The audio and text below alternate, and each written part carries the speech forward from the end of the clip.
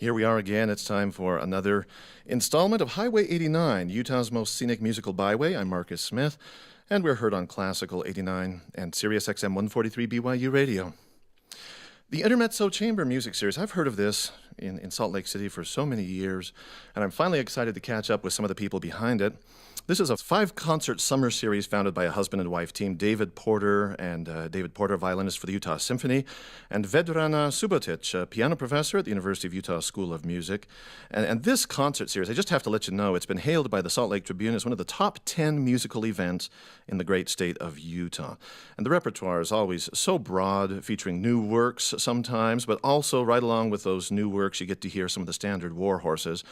And the venue for the concert series is Westminster College, the concert hall there known as the Vive Gore Hall.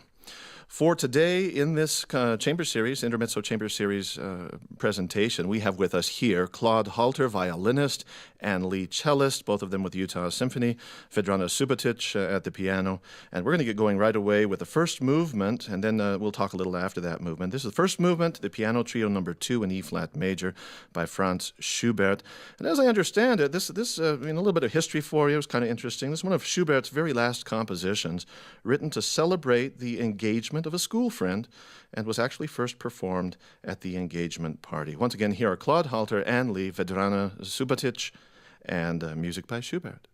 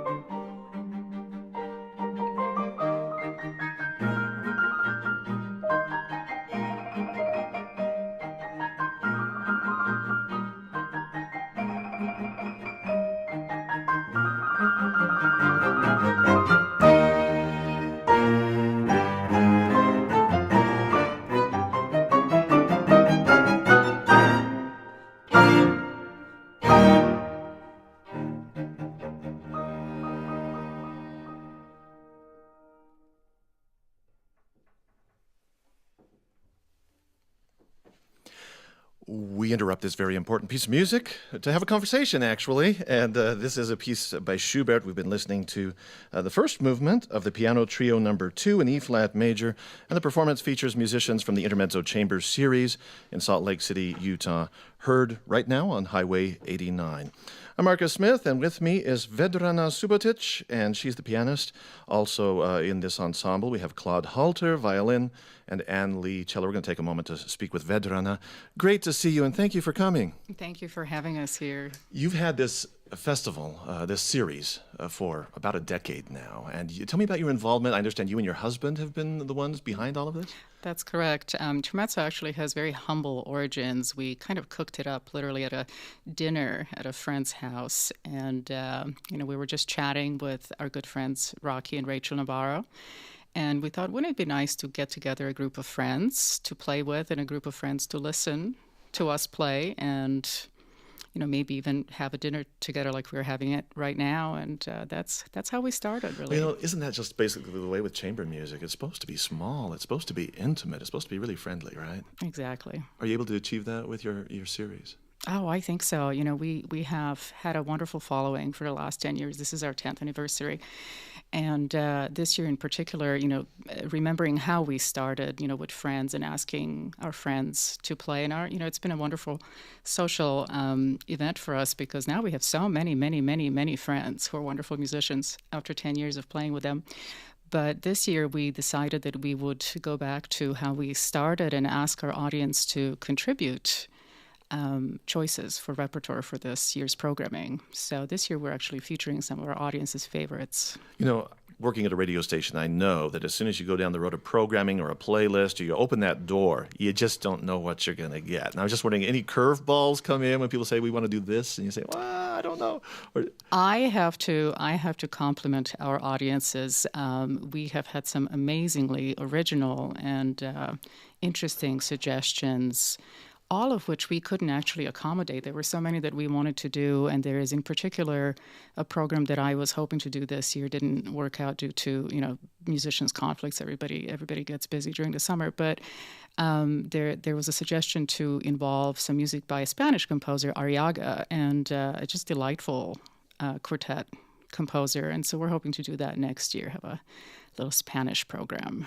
What's it feel like for you to be kind of the artistic director? I guess, is that your official title? Are you the artistic director for the festival or the director?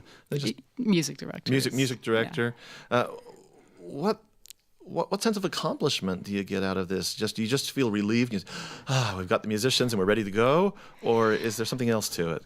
There was maybe a year or two in the last 10 years, towards the beginning when we didn't know whether this would hold and this would last for longer than just a few years where it felt like, okay, we got it again, we got it together again and we're going to do another summer. But at this point, it seems like it's a self-perpetuating event. People want to come to concerts and we're glad for it.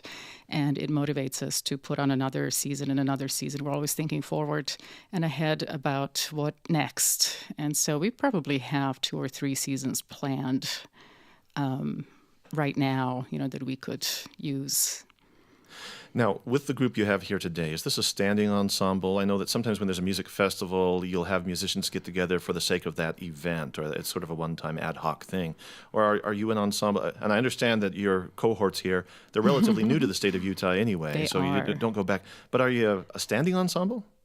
Well, it appears at this point that we're going to be playing a few concerts together. So as of this moment, yes.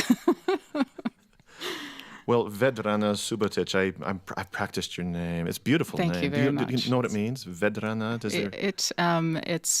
It means well, there is no direct translation, but the word means serenity. So That's beautiful. thank you. Is the second movement serene?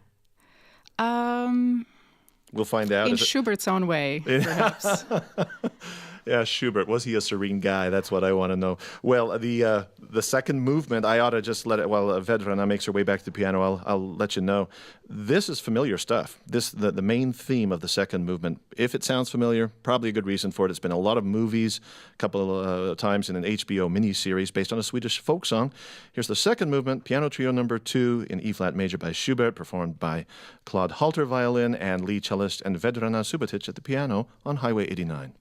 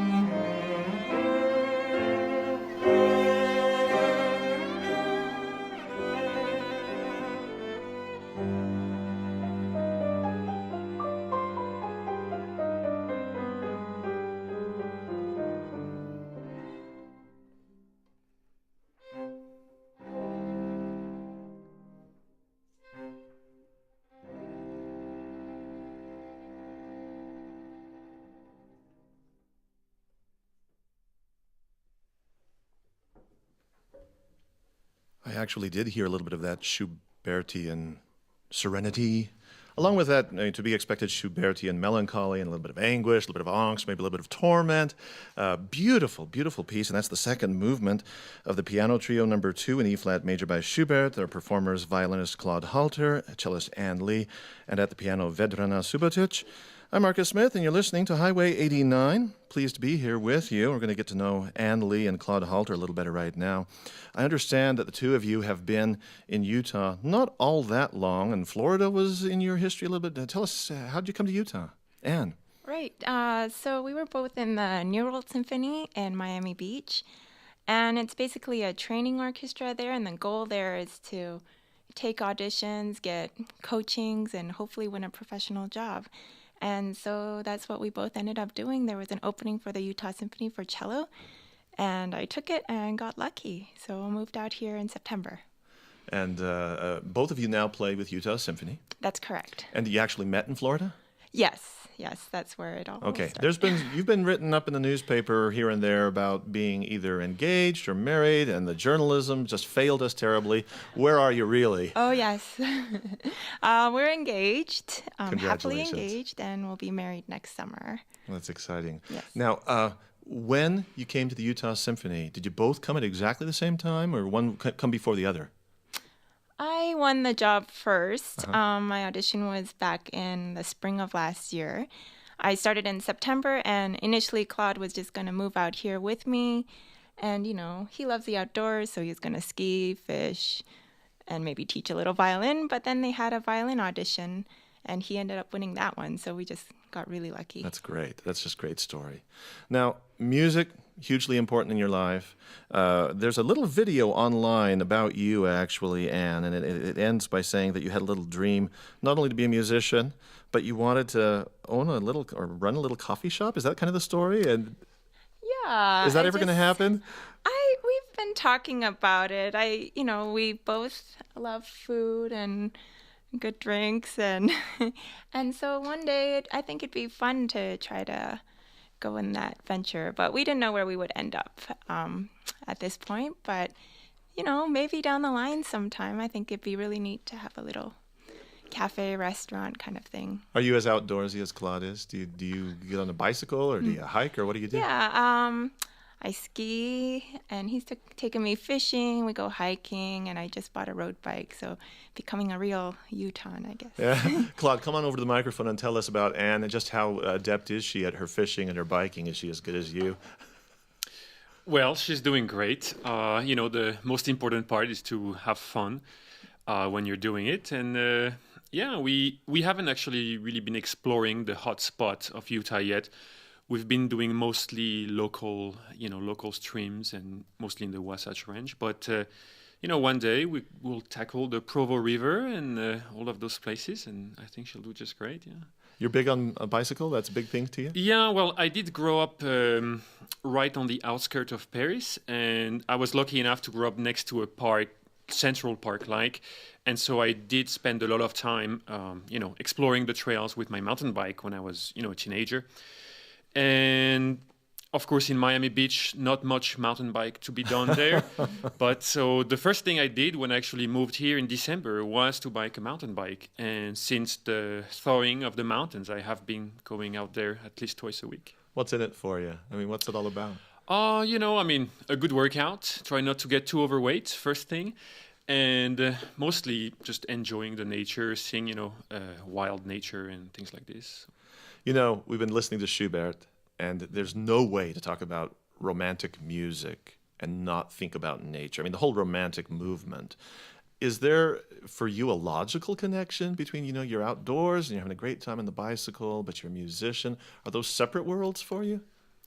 They really are. And to be honest, most of the musician friends I have are not especially the outdoorsy type. Or if they are, they take a walk and then think about their art, which is not at all what I do when I go out. I just go as hard as I can, and then I go home and, I close the curtain, and then maybe I take my violin out, and it's a totally different thing for me. So if they're totally different things, do you have any kind of a gut feeling that the Romantics were just kind of like making something up, that there's that you got this abstraction of music? Or is this just more sort of, I've got my profession over here, and when I'm not doing my day job, I get to be away and not think about it?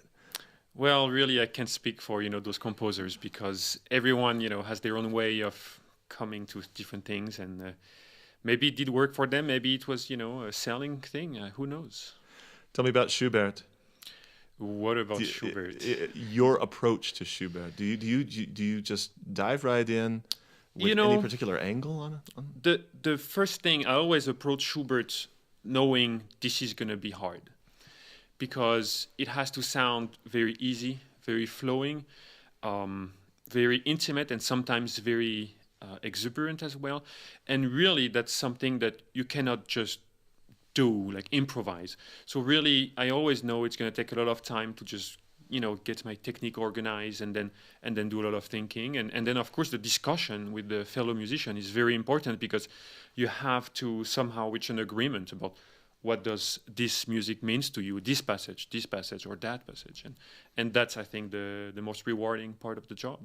Yeah, the lyricism in Schubert. I mean, I'm just listening for the melodies because I know of him as a songwriter, and I know some of his piano literature. But it's just so refreshing to hear that lyricism and the solo you were able to do at the beginning there. Beautiful material and beautiful execution too. I'm going to cut you loose to go back to your chairs and get ready to perform the third movement of the Piano Trio number 2 in E-flat major by Schubert. And with us today on Highway 89 are performers featured in the Intermezzo Chamber Music Series, Claude Halter, violin, and Lee, cello, both of them with the Utah Symphony as well. And from the University of Utah music faculty, we have pianist Vedrana Subotic. Music by Schubert concluding the trio.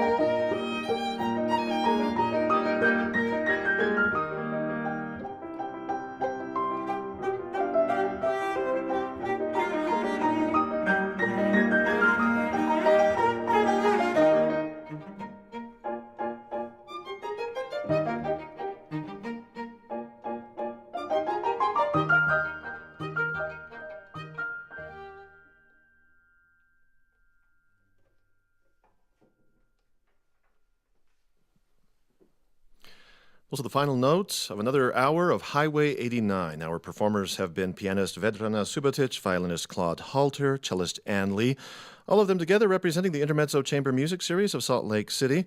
Thanks to Michael Wyatt for filling in at the last minute as a page-turner for this program. This episode has been capturing really only a small fraction of the entire repertoire of the Intermezzo series. You can learn more about that series, by the way, upcoming performances online at intermezzoconcerts.org, intermezzoconcerts.org. And that's Highway 89. I'm Marcus Smith here, pleased to be with you. Great music this hour, and Highway 89 takes you to any number of musical destinations, every one of them musical and memorable.